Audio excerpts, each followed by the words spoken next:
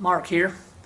This video was filmed September 20th, 2016 by my good friend Dave Netherton, also known as the Smyrna Cowboy. He filmed this not too long after I got my three-wheeler here on the road. Since this has been filmed, I've made a lot of changes and updates to this thing, so those will be noted in the video with either added footage or some captions here and there.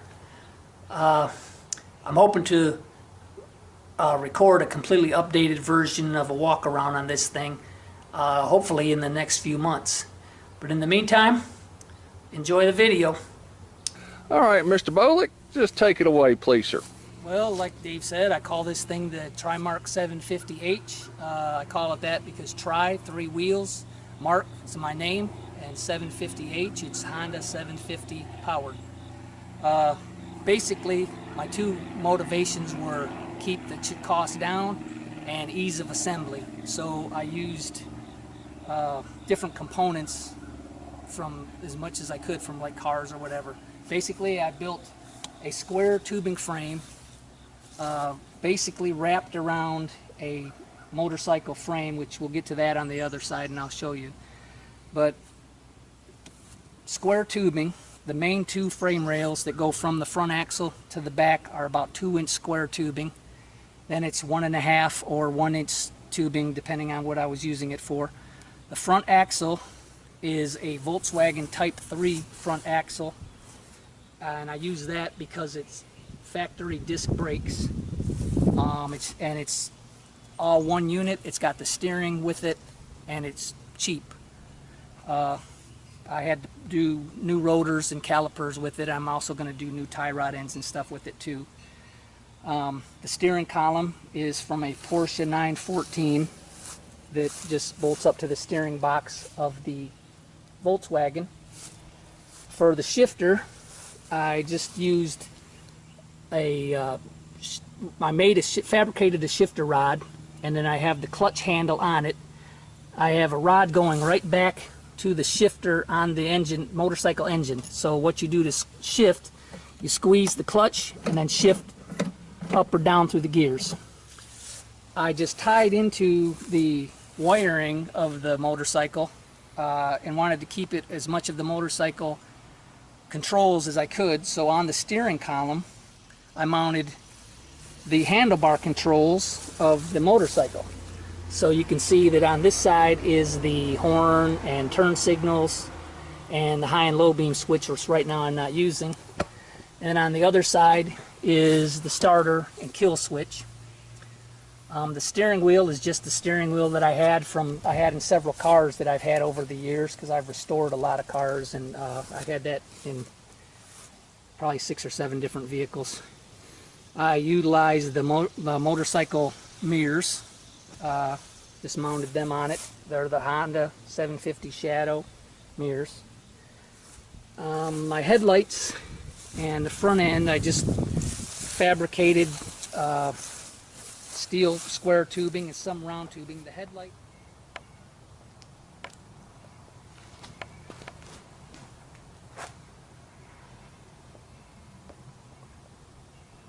the headlights, the inner ones are driving lights to a Pontiac Grand Am, like early 2000s.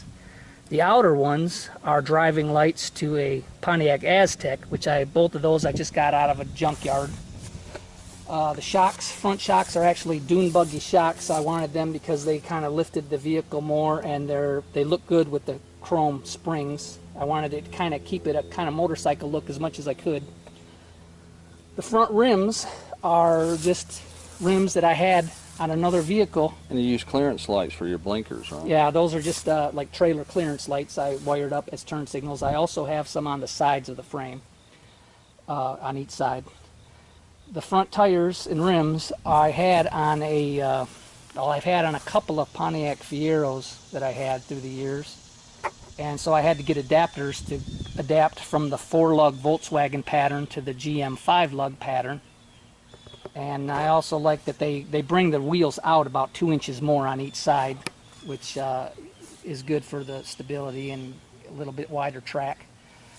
I made the front end, I'll get over here, opening for access to my wiring and... Let me get on this side. Okay. I have just my wiring for the different things, you know, the gauges and or the switches, the lights. The lights, let me get back to the lights. Instead of wiring into the motorcycle headlight circuit, what I did was make it 3 separate switches. So I have a separate switch for the lights up on the roll bar. Where are they at? They're the ones in the middle. And then these 2 switches here do the 2 lights in the front. One does the outside and one does the inside lights. So I can do any combination of the 3. I could have all the lights on, I could have 2 of the headlights and the roll bar, I could have just the roll bar. And you took your lights off the motorcycle and put them on your dash. Yeah, just all the idiot lights I put in the center there so that I had all the same little warning lights and idiot lights of my motorcycle just mounted in the center. I don't have it in here, but I have a GPS unit that I have mounted in here that I just use as a speedometer for the time being, mainly, and just to know where I'm going. How fast you're going? Yeah. As far as up under the hood here too, I also just used a standard Volkswagen master brake cylinder mounted down there on the firewall that I had fabricated, and then with the remote filler for the master brake cylinder. You can see that the axle of the Volkswagen is just a standard Type 3 Volkswagen axle. Now, what is that there, that white thing? What is that? This is just an air vent that I put in here for air circulation to open and close it for air at my feet. Oh, so to keep you cool while you're riding. Yeah, it helps. It just helps to circulate the air at my feet more because this thing blocks the air pretty much on my whole body except from my shoulders up. The outer skin, I just used sheet steel that I bought at Clark Iron and Metal here in Murfreesboro. That's where I got all my steel. And what I did was wrap each panel. I cut each panel to fit, wrapped it in automotive car vinyl wrap that is pretty popular now. Wrapped each piece and then riveted to the frame. The outer skin is all the sheet metal and it is not really structural. It's just looks, you know, the whole frame is. I fabricated a gas and a brake pedal. This is the gas pedal right here. It just works like a normal car gas pedal, which is, and it's with cables hooked to the throttle of the carburetors of the motorcycle. That side is a brake pedal, which I fabricated, and as you can see, it just goes to the brake cylinder of the Volkswagen master brake cylinder.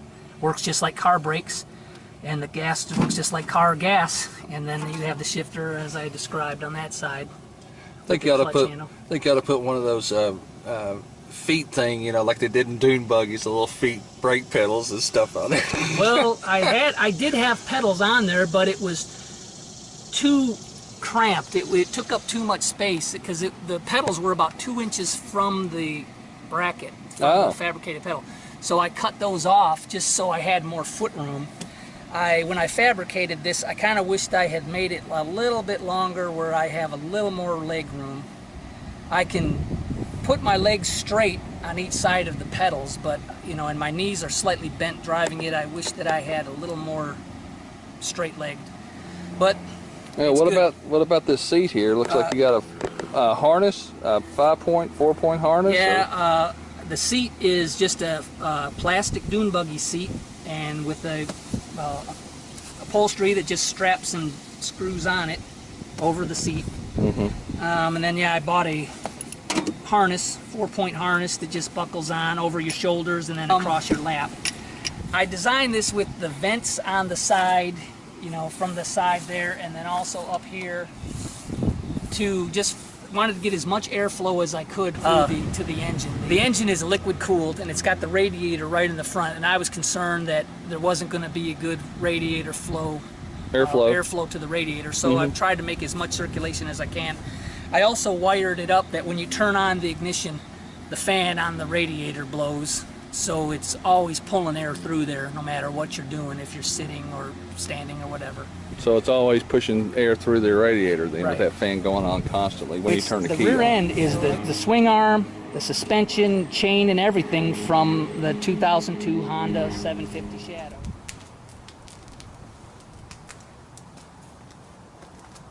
I added the 2 round lights are actually truck trailer lights, semi-truck trailer lights.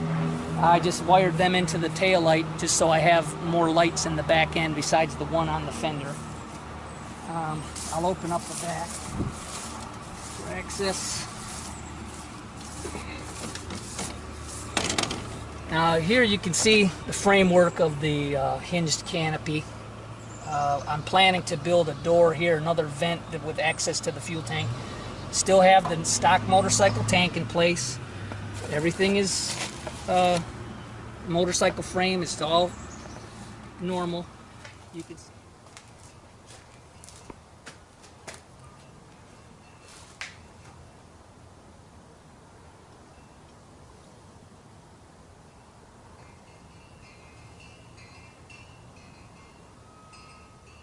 You can see that my 2x2 square tubing rails come down, and then I built like a cradle under the motorcycle, and the motorcycle frame is bolted right to the frame that I built.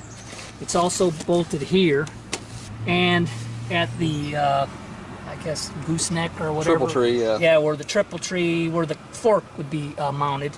I just have it mounted there. So it's very stable. So is that bolted or welded or both? Well, I welded up a bracket, then I bolted a brace in there. Bolted the motorcycle is all bolted in here where I could remove the motorcycle if I had to. As you can see on that side, I took the side panel off so you can see how I did the frame. And